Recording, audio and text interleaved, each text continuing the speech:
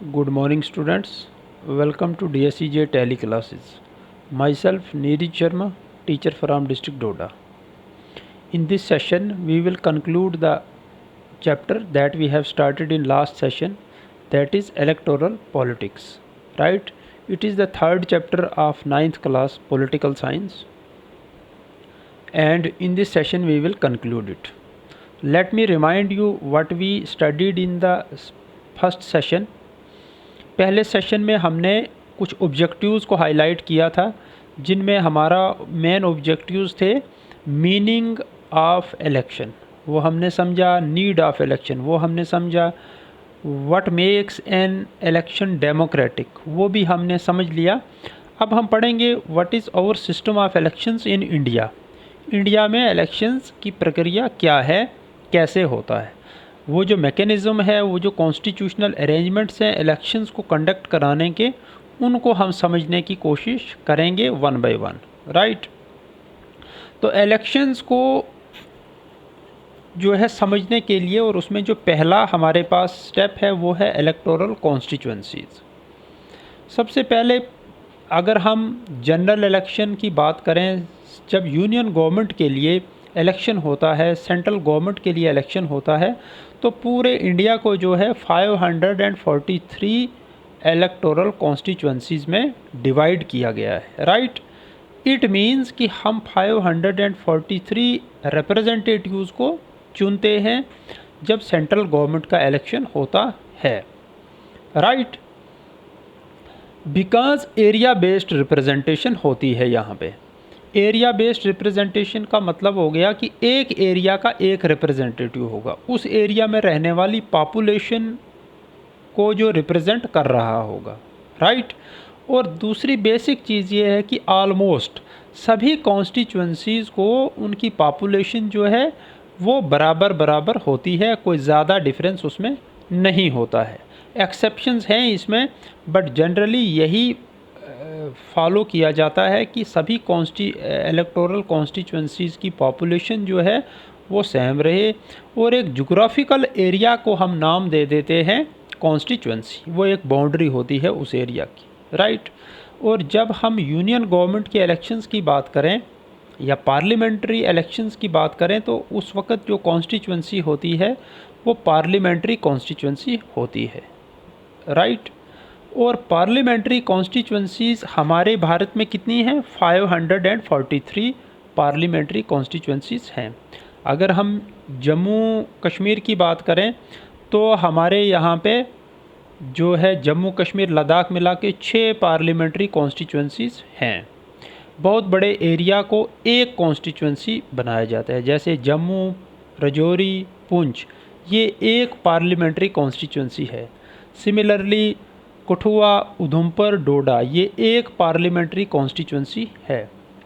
तो बहुत बड़े एरिया को एक रिप्रेजेंटेटिव मिलता है, और जो रिप्रेजेंटेटिव होता है उसको हम क्या कहते हैं? उसको कहते हैं member parliament, member of parliament, और एमपी भी कहते हैं। राइट, जैसे आपका जम्मू, राजौरी, पुंछ, इस पार्लियामेंट्री कॉन्स्टिट्यूंसी से आपके एमपी कौन है? जुगल किशोर शर्मा। तो वैसे ही हमारे उधमपुर, कठुआ, उधमपुर, डोडा कॉन्स्टिट्यूंसी से डॉक्टर जितेंद्र सिंह जी हैं। तो इस तरीके से एक बहुत बड़े एरिया को, जहां की पॉपुलेशन को रिप्रेजेंट किया जाता है एक रिप्रेजेंटेटिव के द्वारा, उसको हम कहते हैं मेंबर पार्लियामेंट। तो इस तरीके की कितनी कॉन्स्टिट्यूंसीज़ हैं पूरे भारत में? 543। तो इट मीन्स कि 543 मेंबर पार्लियामेंट्स जो है वो लोगों ने इलेक्ट किए हैं, जो पीछे इलेक्शन हुए थे उनमें। राइट, अब इलेक्टोरल कॉन्स्टिट्यूंसीज़ का साइज़ कम हो जाता है जब असेंबली इलेक्शंस की बात आती है। अब अगर हम जम्मू कश्मीर की बात करें, तो अब मान लीजिए यहाँ पे इलेक्शन है, तो यहाँ पे इतने बड़े एरिया की कॉन्स्टिट्यूंसी नहीं है, यहाँ पे बहुत छोटे एरिया पे कॉन्स्टिट्यूंसी है। असेंबली कॉन्स्टिट्यूंसी में क्या है कि वहाँ पे जो मेंबर्स चुन के आते हैं उनको हम मेंबर ऑफ लेजिस्लेटिव असेंबली भी कहते हैं, एमएलएज। राइट, और आप देखिए एक स्टेट में जो है उसकी पॉपुलेशन के हिसाब से इलेक्टोरल कॉन्स्टिट्यूंसीज होती है। जितनी ज़्यादा पॉपुलेशन होगी उतनी ज़्यादा कॉन्स्टिट्यूंसीज होंगी।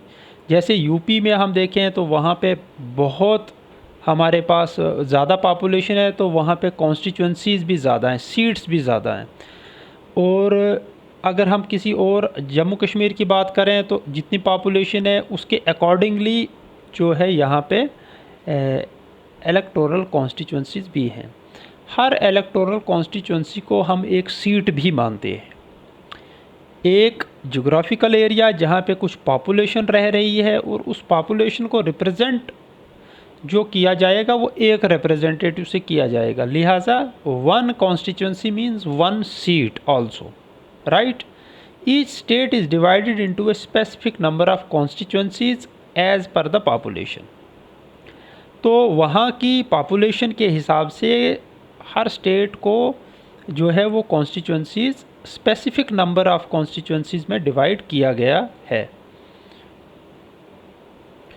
जब हम लोकल लेवल पे आ जाएं, अब स्टेट से भी नीचे हम आ जाएं, जब अर्बन लोकल बॉडीज़ के इलेक्शंस होते हैं, पंचायत इलेक्शंस होते हैं, तो वहाँ पे हमारे पास फिर हम अपने विलेज को, पंचायत को हम उसको भी डिवाइड किया हुआ है, ऑलरेडी डिफाइंड है एरिया, तो उसको हम कहते हैं ward. Ward number 1, ward number 2, इस तरीके से पंचायत को या म्यूनसिपल लिमिट्स को जो है वो डिवाइड किया जाता है। तो वहाँ पे भी फिर कोई काउंसलर चुन के आ जाता है जब हम म्यूनसिपलिटीज़ की बात करें, और पंचायत में एक पंच वहाँ पे इलेक्ट होता है। तो ये पहला स्टेप है ये समझने का कि इलेक्शंस को कैसे किया जाएगा। अब ये कोई बार बार हर इलेक्शन में कॉन्स्टिट्यूंसीज़ को नहीं छेड़छाड़ नहीं की जाती है। कॉन्स्टिट्यूंसीज़ जो हैं वो ऑलरेडी डिक्लेयर्ड हैं, तो उसी के हिसाब से इलेक्शंस होता है। बट 20, 25, 30 साल के बाद जब पॉपुलेशन ज़्यादा बढ़ जाए किसी एरिया में, तो फिर एक डिलिमिटेशन की जाती है कि दोबारा से बाउंड्रीज़ को जो है वो उनको किया जाता है, डिसाइड किया जाता है कि आप बाउंड्रीज़ कहाँ तक लेनी है, कम करनी है, ज़्यादा करनी है। अब इसमें कुछ रिजर्व्ड कॉन्स्टिट्यूंसीज़ भी हैं। देखिए, जो कॉन्स्टिट्यूशन मेकर्स थे वो वेल अवेयर थे इस फैक्ट से कि अब यहाँ पे जो डेमोक्रेसी है उसको चलाने के लिए हमको सभी सेक्शंस ऑफ सोसाइटी को एक बराबर का मौका देना चाहिए, उनको अपने सेक्शन को उनकी वेलफेयर करने का। और आप देखिए कि अगर हम जनरल कैटेगरी के लोगों को जो already developed sections of society थे, तो जो अंडर डेवलप्ड सेक्शंस थे उनको आपस में हम कम्पीट नहीं करा सकते थे। इसलिए कॉन्स्टिट्यूशन में ये प्रोविज़न रखा गया कि जो बैकवर्ड क्लासेस हैं, जो पुअर सेक्शंस ऑफ सोसाइटीज़ हैं, उनके लिए रिजर्व्ड जो है वो कॉन्स्टिट्यूंसीज रखी जाएंगी। तो हमारे जो भारत की 543 पार्लियामेंट्री कॉन्स्टिट्यूंसीज़ हैं उसमें एससीज़ के लिए 84 कॉन्स्टिट्यूंसीज़ हैं जो रिज़र्व्ड हैं, और 47 कॉन्स्टिट्यूंसीज़ ऐसी हैं जो शेड्यूल ट्राइब्स के लिए रिज़र्व्ड हैं। इसका मतलब क्या है? इसका मतलब ये है कि जो 84 शेड्यूल कास्ट रिज़र्व्ड कॉन्स्टिट्यूंसीज़ हैं, तो वहाँ पे उनको आपस में ही कंपटीशन करना होगा, उनको किसी दूसरी ऑलरेडी डेवलप्ड कास्ट के लोगों को के साथ कंपटीशन नहीं होगा। वीकर सेक्शंस ऑफ सोसाइटी का आपस में कंपटीशन होगा, और जिनको हम स्ट्रॉन्गर सेक्शन मानते हैं उनका कंपटीशन जो है वो अलग से होगा, ताकि फेयर तरीके से इलेक्शन हो।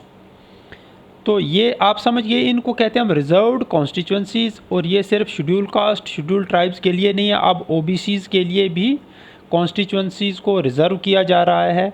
और आप देखिए जो लोकल इलेक्शंस होते हैं उसमें वुमेन को 1/3 रिप्रेजेंटेशन जो है वो मिल रही है, बिकॉज़ वुमेन भी उनके लिए भी रिज़र्व की जाती है कॉन्स्टिट्यूंसी, ताकि वुमेन आपस में कंपटीशन करें और वुमेन का किसी मैन के साथ हम कंपटीशन न करवाएं, उसको डेमोक्रेसी में बराबर का मुकाबला नहीं माना जाता, राइट।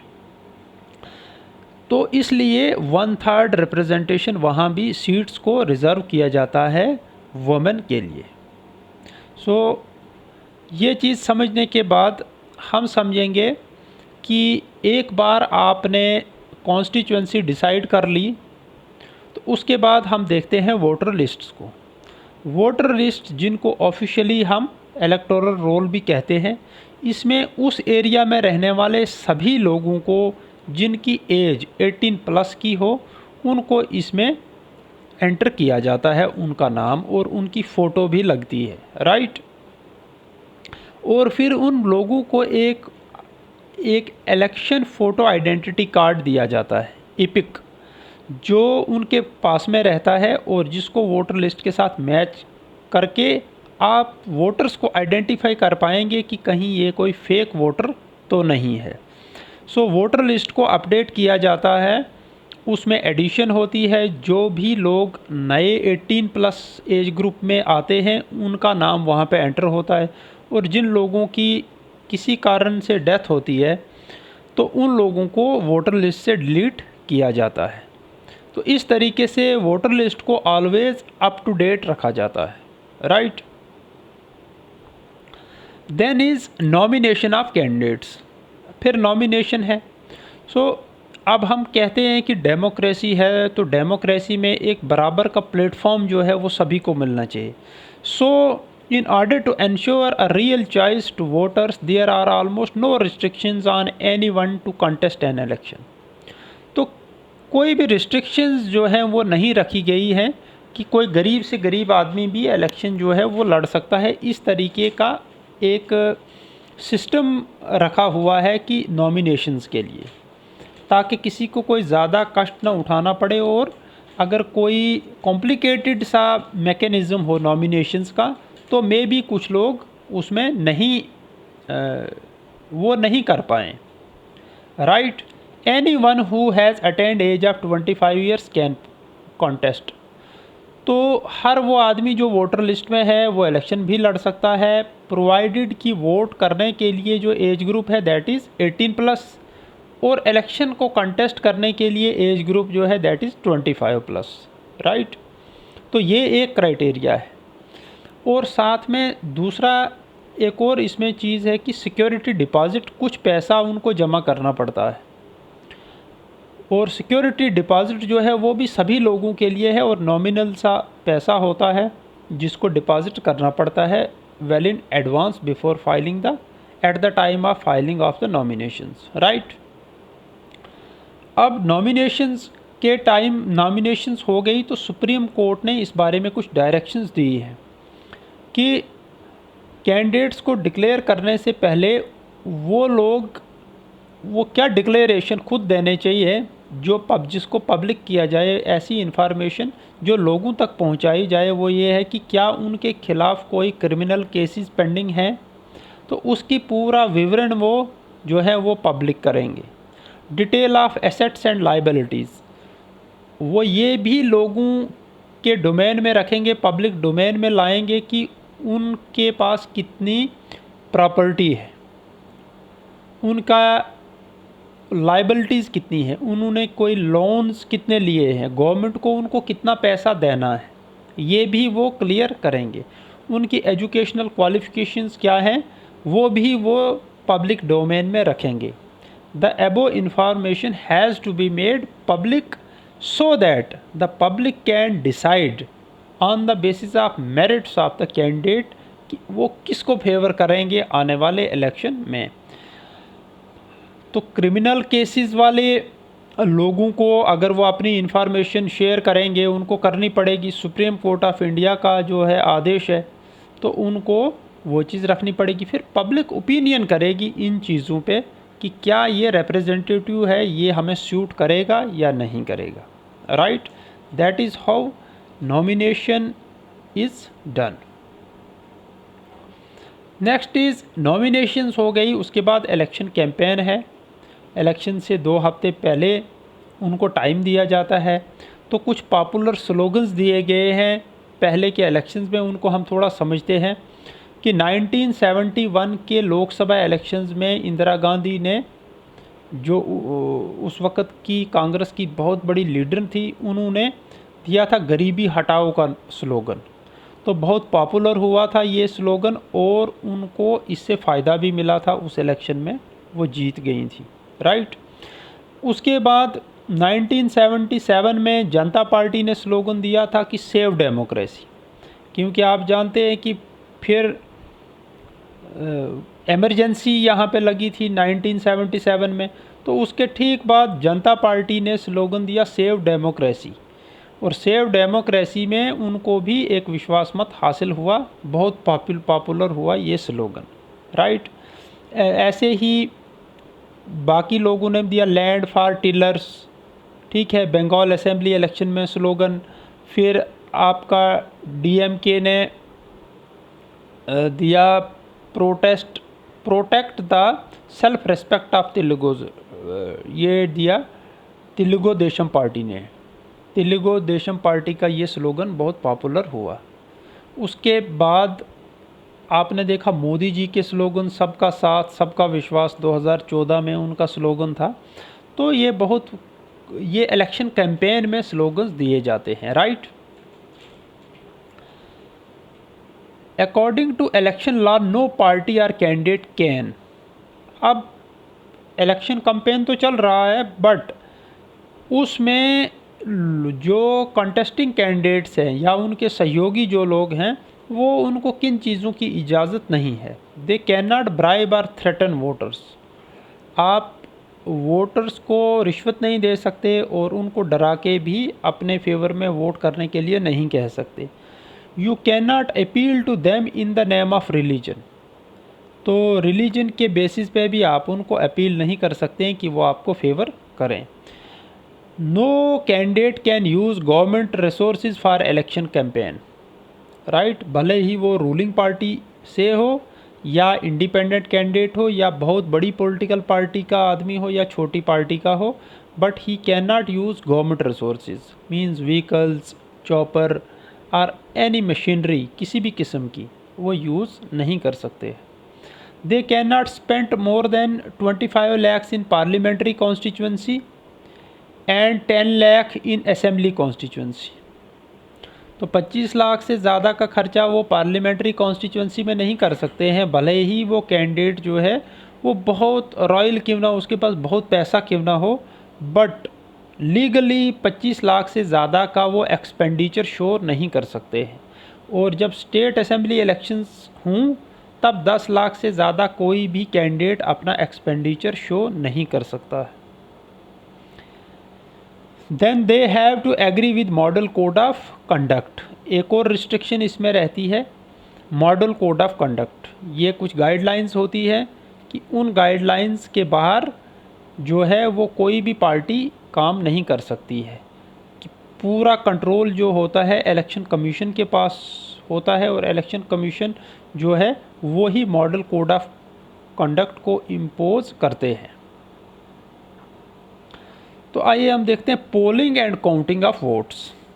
अब नॉमिनेशंस हो गई, इलेक्शन कैंपेन हो गई, उसमें हमने देखा किन किन चीज़ों पे कैंडिडेट्स को जो है वो रिस्ट्रिक्शंस हैं, क्या क्या वो नहीं कर सकते हैं। तो फिर इलेक्शन डे होगा। इलेक्शन डे आप यहाँ पे देख सकते हैं 2 तरीके से इलेक्शंस हो सकते हैं। एक तो बैलेट पेपर से, यहाँ पे बैलेट पेपर में एक नाम होगा, उसके आगे एक सिंबल होगा, उस पर स्टैंप लगा के फिर फोल्ड करके उसको इस बॉक्स में डालेंगे तो वोट उस कैंडिडेट को मिलेगा। पहले ऐसे होता था, बट अब सामने आपके एक ईवीएम मशीन है, इलेक्ट्रॉनिक वोटिंग मशीन। तो इसमें भी नाम है, सिंबल है और सामने बटन है। तो जो भी कैंडिडेट आपका फेवरेट कैंडिडेट है या जो भी पार्टी आपकी फेवरेट पार्टी है, तो उस कैंडिडेट को उसके सामने वाले बटन को आप दबा के अपना वोट कास्ट कर सकते हैं। तो ये अपने नज़दीक के पोलिंग बूथ में होता है। ये कोई रैंडमली हम कहीं भी जाके वोट अपना कास्ट नहीं कर सकते हैं। जिस पोलिंग बूथ के उस जोग्राफिकल लिमिट्स के अंदर जहां हम रह रहे हूं, वहां पे जो पोलिंग बूथ होगा और जहां पे हमारा नाम वोटर लिस्ट में एंटर होगा, वहाँ पे हम अपना इपिक लेके जाएंगे, वोटर लिस्ट के साथ टैली होके हम वहाँ पे अपना वोट कास्ट करेंगे। और वहाँ पे जो पोलिंग स्टाफ होगा वो हमारी आइडेंटिटी चेक करेंगे। फिर वो देखेंगे कहीं कोई फिक्टिशियस वोटर तो नहीं आ गया, कोई अलग नाम से अलग आइडेंटिफिकेशन लेके। तो प्रॉपर सेटिस्फेक्शन के बाद जब वहाँ पे सभी लीडर्स या सभी पार्टीज़ के वहाँ पे एजेंट्स बैठे होते हैं पोलिंग बूथ के अंदर, राइट, तो वो भी आपको आइडेंटिफाई कर सकते हैं कि हाँ जी ये एग्जैक्टली वही आदमी है जो जिसका नाम है। तो आप वहाँ पे अपना वोट कास्ट करेंगे। वो होने के बाद क्या होगा, counting is done in presence of agents of all candidates. Polling भी कैंडिडेट्स के एजेंट्स के सामने होती है और काउंटिंग भी वहाँ पे एजेंट्स रह सकते हैं या खुद कैंडिडेट्स वहाँ पे रह सकते हैं। The candidate who secures the highest votes is declared elected. तो जिस कैंडिडेट को ज़्यादा वोट मिले वो जो है जीतता है। What makes elections in India democratic. अब आप देखते हैं कि इंडिया में जो इलेक्शंस होते हैं उनको हम कैसे डेमोक्रेटिक मानते हैं। हम तो क्लेम करेंगे कि हमारे इलेक्शंस डेमोक्रेटिक हैं, बट अगर हमको कुछ एविडेंस देना पड़े, फैक्ट्स बताने पड़े तो हम कैसे ये बता पाएंगे, हम कैसे जस्टिफाई करेंगे। तो हमारे पास 2-3 तरीके हैं जिनसे हम ये बता सकते हैं कि इलेक्शंस इंडिया के जो हैं वो डेमोक्रेटिक हैं या नहीं हैं। The first is who conducts election. अगर आपको किसी भी देश का ये चेक करना हो कि क्या उनके इलेक्शंस डेमोक्रेटिक हैं, तो आपको पहले ये देखना है कि इलेक्शन कंडक्ट कौन करवा रहा है। तो हमारे यहाँ पे एक इंडिपेंडेंट इलेक्शन कमीशन है, राइट, तो वो इलेक्शन कंडक्ट करवाता है। What is status of participation. फिर दूसरा हम पता ऐसे कर सकते हैं कि इलेक्शन हो रहे हैं अगर, तो पार्टिसिपेशन कितनी है, क्या परसेंटेज है लोगों की इलेक्शन से खुश हैं, नहीं हैं, जा रहे हैं, पार्टिसिपेट कर भी रहे हैं या नहीं कर रहे हैं। And the last is acceptance of election outcome. तो इनको हम थोड़ा समझते हैं। Independent election commission, right, India में एक इंडिपेंडेंट इलेक्शन कमीशन है, जैसे हमारी जुडिशरी है, सुप्रीम कोर्ट ऑफ इंडिया है, सिमिलरली इलेक्शन कमीशन भी है। चीफ इलेक्शन कमीशन जो है हमारा, उसको प्रेसिडेंट ऑफ इंडिया अपॉइंट करता है, बट अपॉइंटमेंट के बाद चीफ इलेक्शन कमिश्नर वो आंसरेबल नहीं होता है प्रेसिडेंट ऑफ इंडिया को या रूलिंग पार्टी को, किसी के लिए भी वो आंसरेबल नहीं होता है। So election commission takes decisions from announcement of elections to declaration of result. Election commission of India जो है जैसे ही नोटिफिकेशन वही जारी करते हैं तब से सारा कंट्रोल उनके पास आ जाता है, सारी एडमिनिस्ट्रेटिव पावर्स उनके पास आ जाती हैं till the results are announced. उसके बीच में और किसी के पास कोई भी पावर्स नहीं रहती है। दे इश्यूज़ नोटिफिकेशंस, वही घोषणा करते हैं कि इलेक्शंस किस डेट को कहाँ पे होंगे, कौन सी स्टेट में कब इलेक्शंस होंगे, राइट, और रिपोल का ऑर्डर्स वो करते हैं। तो सारा कंट्रोल उनके पास रहता है। अब दूसरा हम देखेंगे कि पार्टिसिपेशन, पॉपुलर पार्टिसिपेशन से हम क्या समझते हैं। Over the last 50 years the voter turnout in Europe and north America has declined. अगर हम पिछले 50 साल की बात करें तो यूरोप और नॉर्थ अमेरिका में जो पोलिंग परसेंटेज है वो डाउन हुई है। अगर पहले 100 में से 80 लोग वहाँ वोट करते थे, अब 70-60 पे आ गए हैं। But in India the turnout has either remained stable or actually gone up. But India में अगर हम पिछले 50 ईयर्स का रिकॉर्ड चेक करते हैं तो या तो हमारा वोटिंग टर्नआउट जो है वो स्टेबल रहा है या फिर बढ़ा ही है बट कम नहीं हुआ है। तो यहाँ से आप कह सकते हो कि यहाँ के इलेक्शंस डेमोक्रेटिक हैं, तभी लोगों में फेथ है, इसीलिए उनकी पार्टिसिपेशन जो है वो रहती है। आप इस ग्राफ में भी देख सकते हैं कि इंडिया का बिल्कुल स्ट्रेट लाइन जा रही है, जबकि यहाँ पे यूके का भी दिखाया गया है, बहुत डाउन हो रहा है ग्राफ। ये पिछले 25 साल का यहाँ पे इन्होंने अकाउंट दिखाया है। इसके अलावा हम कुछ देख सकते हैं कि common people in India attach a lot of importance to elections which is in contrast to western democracies. अभी आप देखिए यहाँ पे जो अपर क्लास के लोग हैं वो यहाँ पे कम पार्टिसिपेट करते हैं इलेक्शंस में, वो अपना वोट कास्ट नहीं करते हैं। लेकिन जो हमारे कॉमन लोग हैं, वो लोग, गरीब जनता ज़्यादा वोट करती है हमारे भारत में। ये ट्रेंड देखने को मिला है यहाँ पे, और which is in contrast to western democracies. अगर आप यूएसए में देखेंगे तो वहाँ पे जो रॉयल लोग हैं, जो वाइट हैं वहाँ के लोग, वो ज़्यादा वोट करते हैं, और बाकी जो हैं लोग वो वहाँ पे कम वोट करते हैं। बट यहाँ पे ऐसा है कि यहाँ पे जो हमारे गरीब जनता है वो ज़्यादा वोट करती है, और जो बिजनेसमैन हैं, इंडस्ट्रियलिस्ट हैं, वो लोग कम वोट करते हैं। इंडिया में 67% लोग ये मानते हैं कि इलेक्शन से वो अपना असर डाल पाते हैं आने वाली गवर्नमेंट्स के पॉलिसीज़ एंड प्रोग्राम्स पे, राइट। मतलब 67% लोगों को ये लगता है कि उनका their vote makes a difference, right. 15% ऐसे लोग हैं जो कुछ नहीं समझ पाते, एंड 18% ऐसे हैं जिनको ये लगता है कि हमारे वोट से कोई फ़र्क नहीं पड़ने वाला है। बट 67% जो है ये एक बहुत बड़ा मत है यहाँ पे डेमोक्रेसी की फेवर में, और लोगों को हमारे इलेक्शंस की फेवर में, जिनको ये लगता है कि इलेक्शंस डेमोक्रेटिक होते हैं, right.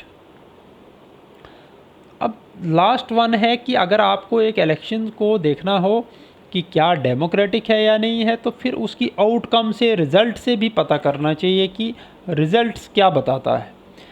Final test of free and fair election is in the outcome itself. Every 2 out of 3 elections held in last 25 years has been lost by the ruling parties in India। तो ये result अपने आप में खुद कहता है कि elections democratic ढंग से ही हुए, तभी जाके रूलिंग पार्टी यहाँ पे हारी। अदरवाइज़ रूलिंग पार्टी कभी हारती नहीं, जैसा कि हमने देखा मैक्सिको की एग्जांपल में। In US a sitting representative hardly loses election, ठीक है जी। Whereas in India about half of the sitting MLAs और MPs लूज इलेक्शन। इस तरीके से भी अगर हम देखें तो 50% हमारे जो सिटिंग MLAs MPs हैं वो इलेक्शंस हारते हैं। तो दैट मीन्स कि अगर एक आम आदमी इलेक्शन जीत रहा है तो दैट मीन्स इलेक्शन डेमोक्रेटिकली ही हो रहा है, अदरवाइज़ तो पावरफुल ही जीतता, right. The electoral outcomes are usually accepted as people's verdict by defeated party। तो आप देखते हैं जब भी इलेक्शंस होते हैं बड़ी बड़ी पार्टीज़ भी हार जाती हैं, लेकिन फिर वो प्रेस कॉन्फ्रेंस में ज़रूर बोलते हैं कि हमें लोगों का वर्डिक्ट जो है ये हमें एक्सेप्ट है, हमें लोगों के मत से हम एक्सेप्ट करते हैं, एग्री करते हैं। सो ये अपने आप में एक प्रूफ है कि इलेक्शंस जो हैं वो डेमोक्रेटिकली होते हैं। एक्सेप्शंस हैं बहुत छोटी छोटी, यहाँ पे कंप्लेंट्स आती हैं कि फ़लाने पोलिंग बूथ में वहाँ पे जो है वो फुली डेमोक्रेटिकली ढंग से इलेक्शन नहीं हुए। बट उन चीज़ों को फिर नोटिस अगर वो इलेक्शन कमीशन के पास आता है तो वहाँ पे रिपोल भी किया जाता है। हैंस जनरली हम ये कंक्लूड करते हैं कि इंडिया में इलेक्शंस फुली डेमोक्रेटिक ढंग से होते हैं। अब कुछ elections, free and fair elections को जो है, या जिनको हम डेमोक्रेटिक इलेक्शंस कहते हैं, उनको कुछ चैलेंजेस भी हैं।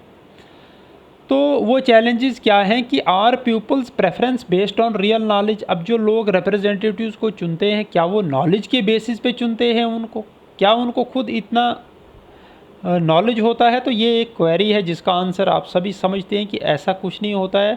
हर आदमी अपनी अलग अलग एंगल से अपने रिलेशंस देख के वोट करता है, कोई रिलीजन देख के वोट करता है, कोई पार्टी देख के वोट करता है, ऐसा होता है। Are the voters getting a real choice? क्या सभी वोटर्स को एक रियल चॉइस मिलती है? क्या कोई भी गरीब आदमी उठ के इलेक्शन लड़ सकता है? तो ये कुछ ऐसी चीज़ें हैं जिनके ऊपर डिबेट्स होनी चाहिए। Rich candidates and parties have an advantage. अभी आप देखिए, ये सच, कड़वा सच है कि जो रिच कैंडिडेट्स हैं, हालांकि उनको जीतने की गारंटी नहीं है कि डेमोक्रेसी में वो भी ये नहीं कह सकते हैं कि वही जीतेंगे, बट एडवांटेज उनके पास ज़रूर होता है कि उनके गरीब लोग हैं, उनको पैसे से वो उनके डिसीजन को चेंज कर सकते हैं और ऐसी अटेम्प्ट्स ड्यूरिंग इलेक्शंस होती हैं। एक और चैलेंज है dynastic politics limits the choice. आप देखिए, एक ही परिवार के 4-5 लोग जो हैं वो एक पार्टी को अगर कंट्रोल करते हैं तो वहाँ पर लोगों के पास फिर चॉइसेस बहुत कम रहती हैं। परिवारवाद का आपने सुना होगा, जिसको बहुत ऐसी पार्टीज़ हैं हमारे इंडिया में जहाँ पे माँ बेटा, बाप बेटा, भाई बहन सभी लोग जो हैं एक परिवार के, वो उस पार्टी को उन्होंने हाईजैक करके रखा है। तो उसके चलते फिर आम लोगों को उस पार्टी में टिकट मिलना जो है वो संभव नहीं रहता है और प्रोमिनेंट पोजीशंस में आम जनता जो है वो काम नहीं कर सकती है। That is how the choice of the voters is limited. Mostly candidates with criminal connection succeed in securing tickets from the major parties. जो बड़ी बड़ी पार्टीज़ हैं वो अक्सर इन्फ्लुएंशियल लोगों को टिकट्स देते हैं, आम गरीब जनता को टिकट नहीं देते हैं, बिकॉज़ वो जो इन्फ्लुएंशियल लोग होते हैं मे बी उनमें से बहुत ऐसे लोग होते हैं जिनका क्रिमिनल कनेक्शंस होते हैं। स्मॉलर पार्टीज़ एंड इंडिपेंडेंट सफ़र। जो छोटी पार्टीज़ हैं और इंडिपेंडेंट कैंडिडेट्स होते हैं तो मे भी उनके पास पॉलिसीज़ एंड प्रोग्राम्स बहुत अच्छे हों, बट वो फिर टिक नहीं पाते हैं बिकॉज़ बड़ी बड़ी पार्टीज़ के सामने उनका फिर वहाँ पे ओपिनियन जो है वो नहीं कम्पीट कर पाता है, right. So we can conclude कि इंडिया में इलेक्शंस डेमोक्रेटिकली होते हैं। उसके लिए हमने कुछ फैक्ट्स एंड फिगर्स यहाँ आपके सामने रखे, and this is all about electoral politics. Thank you very much.